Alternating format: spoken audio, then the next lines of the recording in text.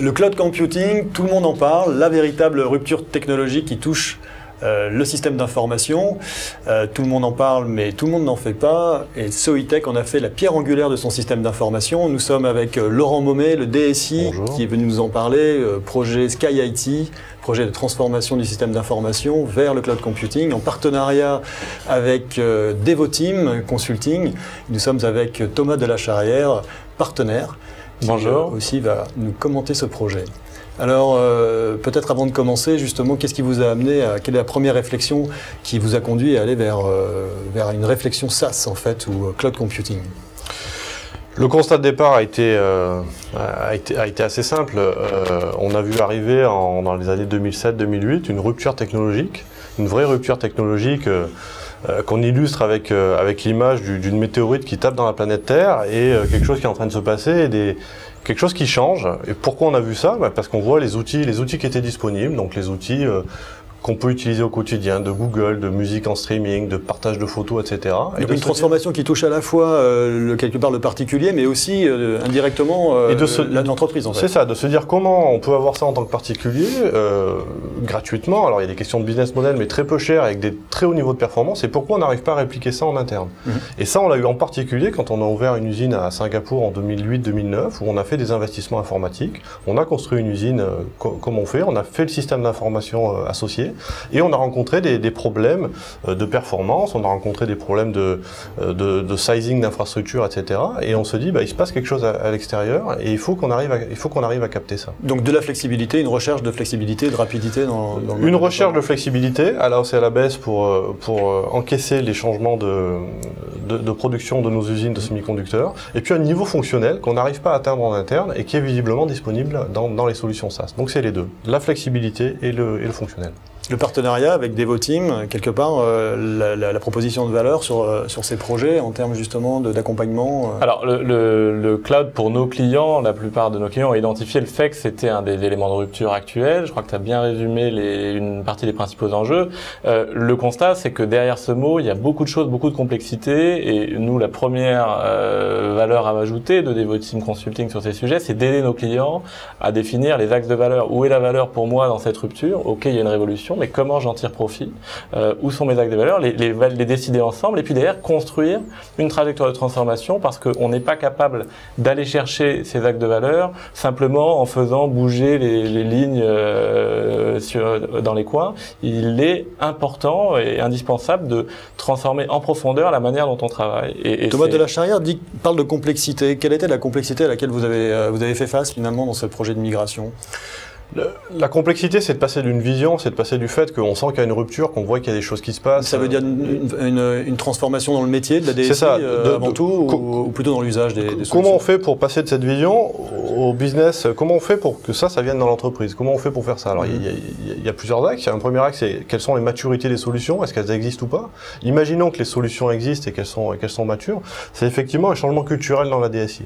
Pourquoi? Parce que le métier des équipiers de la DSI, le métier des équipes va fondamentalement changer. On a mené dans le cadre du projet un projet de change management où on accompagne les collaborateurs.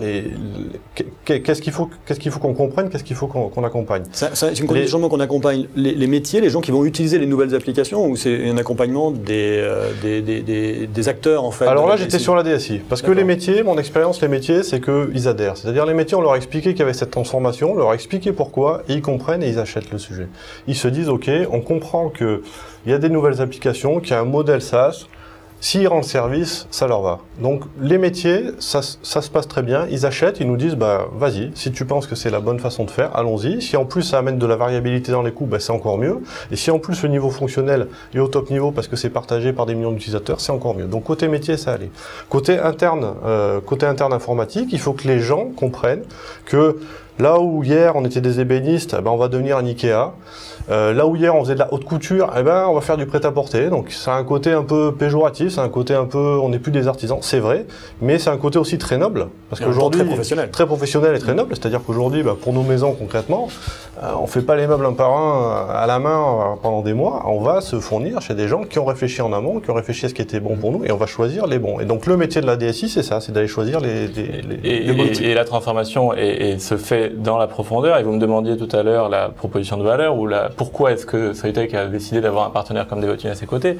Alors oui, on construit la transformation parce qu'on connaît le sujet, qu'on connaît parfaitement l'écosystème, donc on a apporté de la valeur. On a eu la chance dans le cadre de Soitec d'avoir un DSI qui est Monsieur Momey qui était déjà largement convaincu du sujet et ça a été plus facile d'expliquer notre vision. Et derrière, on accompagne et on a accompagné la DSI de Soitec dans sa transformation tout au long du chemin. Et ce chemin, depuis combien de temps il dure? Alors parce qu'on nous parle de complexité. On a commencé il y a près de 18 mois et je dois dire que le projet avait commencé avant puisque Laurent préparait en interne le sujet, le management de Soitec, les équipes au fait que l'avenir était dans cette direction-là. Et derrière, depuis 18 mois, on a construit cette cible, choisi des partenaires ensemble, défini une feuille de route avec des priorités en fonction de qu'est-ce qui est mature sur le marché, qu'est-ce qui va amener de la valeur à Soitec, et puis comment impulser une dynamique de changement et comment suivre cette trajectoire en mobilisant quand c'est nécessaire des experts du groupe Devoteam pour nous appuyer dans notre métier qui est avant tout un métier de conseil en management autour de la transformation. Je vous écoute, j'ai l'impression qu'on a déjà passé tout le système d'information de Soitec sur le SaaS ou dans le cloud. Presque. Quels sont les freins en fait? Quelles sont les applications qui ne passent pas encore aujourd'hui dans le cloud en fait? Donc on est loin d'avoir passé tout le système d'information. Aujourd'hui, ce qu'on a fait, c'est qu'on a mis les briques technologiques. On a commencé sur certains verticaux métiers qui fonctionnaient à y aller dans le cloud. Ensuite, on sait qu'il y a des systèmes pour faire tourner nos usines semi-conducteurs 24 heures sur 24, 7 jours sur 7, avec une informatique très verticalisée. On utilise des systèmes qui sont des standards du marché, mais utilisés dans 50 usines dans le monde. On sait que des offres SaaS sur ces technos-là, ça va pas arriver. Trop intégré aux problématiques métiers. Très intégré aux problématiques métiers. Le SaaS fait du sens aussi quand la base d'utilisateurs est importante et quand on peut mutualiser les infrastructures. Quand on est sur des petits nombres, c'est plus compliqué. Et un manque de maturité également du fait du petit nombre. On pense en revanche que sur les aspects en dehors de l'usine, donc sur tous les aspects finance, logistique, achat, où aujourd'hui on a un ERP du marché qui fonctionne très bien on-premise avec 200 on-premise, je précise, c'est avec sur licence. Tout à fait, sur licence, installé sur des serveurs, sur des serveurs qui sont chez nous. On pourrait faire le choix là de le mettre dans un data center à l'extérieur hébergé.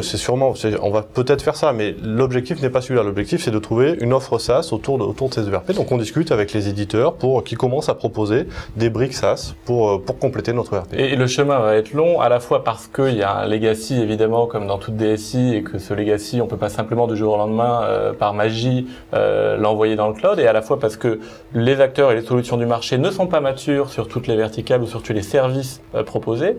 Nous, ce qu'on a fait ensemble, c'est poser la vision, mettre en place les briques principales, organisationnelles, autour de la conduite du changement, autour des ressources, technologiques, autour des standards et de la manière de faire bouger ces standards, contractuels autour des fournisseurs à embarquer. Et derrière, le reste de la transformation, aujourd'hui, il est embarqué dans l'ADN de cette nouvelle DSI, de cette nouvelle organisation. Donc, le reste de la transformation est en train de devenir finalement le quotidien de la DSI Soitec.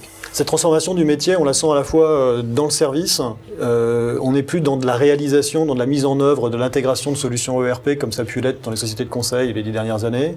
Au niveau de la DSI, on a le sentiment aussi que le métier va changer, vous n'êtes plus non plus dans la réalisation.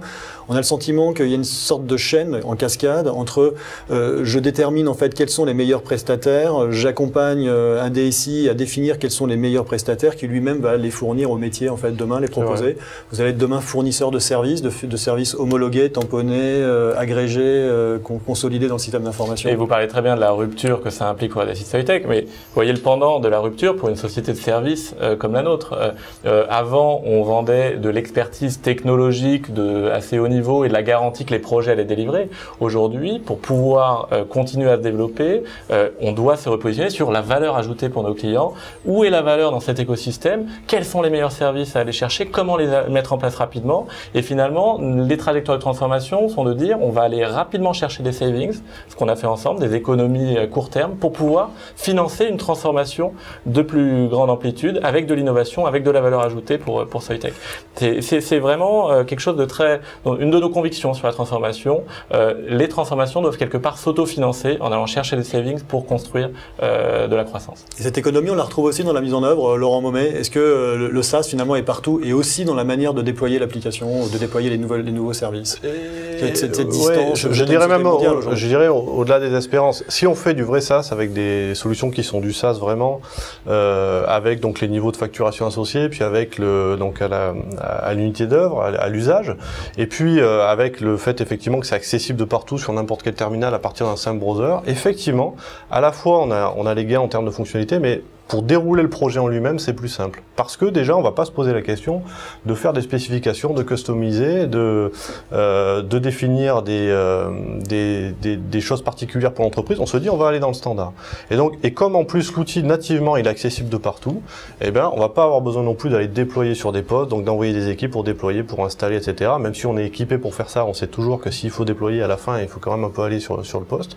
Et les outils sont aussi pensés pour ça. Donc le training, donc la formation des gens, l'appropriation sera plus facile. Oui, on est sur des solutions SaaS qui sont souvent grand public, donc par elles-mêmes, elles sont faciles d'utilisation. On n'a plus besoin de former les gens, puisque par elles-mêmes, elles sont utilisables par le plus grand nombre. Donc on gagne effectivement en formation également. Laurent Mommet, merci pour ce témoignage.